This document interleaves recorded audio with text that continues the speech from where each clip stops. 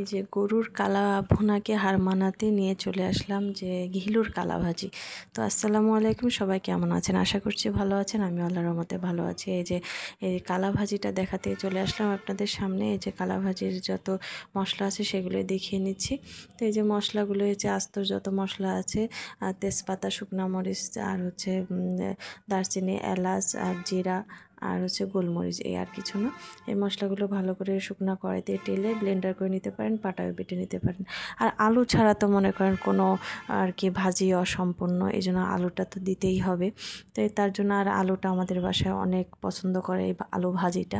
আর ঘিলু দিয়ে তো মনে করেন ঘিলু দিয়ে তো কথাই নেই, এই জন্য আলুটা আমার একটু বেশি দিছে। আর বেশি দেওয়ার কারণ হচ্ছে আলুটা মনে করেন ভাজতে ভাজতে তো লাল লাল হয়ে গেলে তো ভাজিটা একেবারেই কমে যায়। তখন মনে করেন হচ্ছে আর কি অল্প হয়ে যাবে ভাজিটা কম হয়ে যাবে, এই জন্য আর কি আলুটা বেশি করে দেবেন। এই যে আমি হচ্ছে আলুটা এই যে বেশি করে দিয়ে নিয়েছি, দিয়ে সুন্দর করে বারবার করে ধুয়ে নিচ্ছি, কারণ অনেকগুলো ভাজি, এই জন্য ধুতে একটু সময় লাগতেছে। তা ধুয়ে নিচ্ছি, ধুয়ে ঝাড়া দিয়ে এক সাইডে রেখে আমি মশলার প্রসেসিংয়ে চলে যাচ্ছি। তা মশলা বলতে এখানে আদা রসুনটা ছেঁচে নিতে হবে।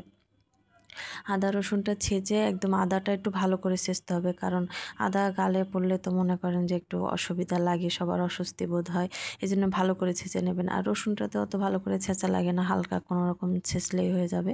তো আদা ছেঁচা করে নেবেন রসুনটা, আর আদাটা সুন্দর করে ছেঁচে নেবেন। আর মশলাগুলো এই যে এতটুকুই মশলা, এর বেশি না। এই যে গোটা রসুন, আমাদের বাসায় তো রসুন বেশি খায়, এই জন্য গোটা রসুন দিয়েছি। আর এই যে রসুন ছেঁচা আর আদা ছেঁচা, আর হচ্ছে সেই হচ্ছে মশলাটা ব্লেন্ডার করে রাখছি সেই মশলাটা, আর গোটা পেঁয়াজ কুচি, এক কথায়। তো এই যে পেঁয়াজ হচ্ছে তেল গরম করে ছেড়ে দিবেন, পেঁয়াজ, রসুন আর আদা হচ্ছে ছেঁচা, এটা দিয়ে ভালো করে ভাজতে থাকবেন। এখন শুধু ভাজি ছাড়া আর কোনো কাজ নেই, শুধু এক প্রকার শুধু ভাজতেই থাকতে হবে, ভাজতেই থাকতে হবে, ভাজার কোনো বিকল্প নেই। আর কি এখন ভাজতেই থাকবো। এখন এটা ভাজার পরে হালকা যখন একটু ভাজা ভাজা হচ্ছে হয়ে যাবে, একটা সুন্দর একটা স্মেল আসবে যখন এই ভাজার থেকে, তখন আমি আলুটা দিয়ে দেব। আর আলুটা তখন দিয়ে দিলে হবে কি, তখন আর কি এর হচ্ছে ঘ্রাণের সাথে আলুটাও অনেক স্বাদ হয়ে যাবে। তো এই যে মনে করেন এই জন্য একটু ভাজাটা বেশি করে নেবেন। তো এই যে আমি এখানে হলুদ আর লবণ দিয়ে নিয়েছি, ভাজাটা আমার হয়ে গেছে। পেঁয়াজ আর আদা রসুন ভাজাটা হওয়ার পরে এই যে আমি আলুটা দিয়ে নিচ্ছি। তা আলুটা দিয়ে যে এবার ভাজতেই থাকতে হবে ভালো করে, ভাজতেই থাকতে হবে, নাড়তেই থাকতে হবে। এবার ভাজতে ভাজতে যখন এক পর্যায়ে যখন এটা একটু হালকা মানে 50% ভাজা হয়ে যাবে, তখন আর কি ঘিলুটা দিয়ে দিতে হবে। তো আমি এই পর্যায়ে এখন ঘিলুটা দিয়ে দিচ্ছি। ঘিলুটা পানি ঝরিয়ে রেখেছিলাম, একেবারে শুকনো হয়ে যাবে ঘিলুটা। একটা হচ্ছে চালনিতে ঝাড়াইয়ে রাখবেন, একটুও পানি ছিল না আমার ঘিলুর ভিতরে। তো আমি এই যে এই পর্যায়ে ঘিলুটা একদম আলুর সাথে ভালো করে একেবারে মাখিয়ে বা ভাজতেই থাকবো, ভেজে নিয়ে যখন এর সাথে আলুর সাথে সম্পূর্ণটাই মেখে যাবে, একেবারে হালকা একটু মনে করেন একটু মিশে গেছে, তখনই আমি আর গোটা বাকি যে মশলাগুলো সেগুলো দিয়ে দেবো।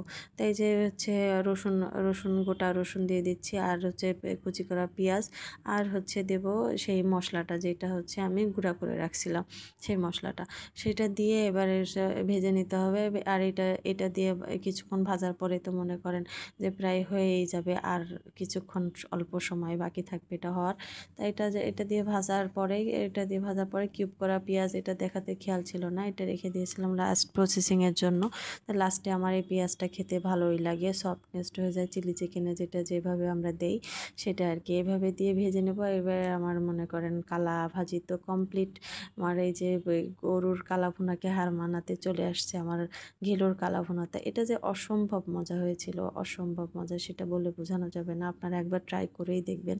তো আমার এই কালা ভাজিটা যদি আপনাদের ভালো লেগে থাকে, তো আমাকে সাবস্ক্রাইব করে আমার পাশে থাকবেন, লাইক কমেন্টস করে আমাকে জানাবেন যে আমার এই কালা ভাজিটা কেমন হয়েছে। অসম্ভব মজা হয়েছিল, আপনারাও একবার করেই দেখবেন ফাইনালি। তো আজকের মতন এখানেই বিদায় নিচ্ছি। তো আল্লাহ হাফিজ।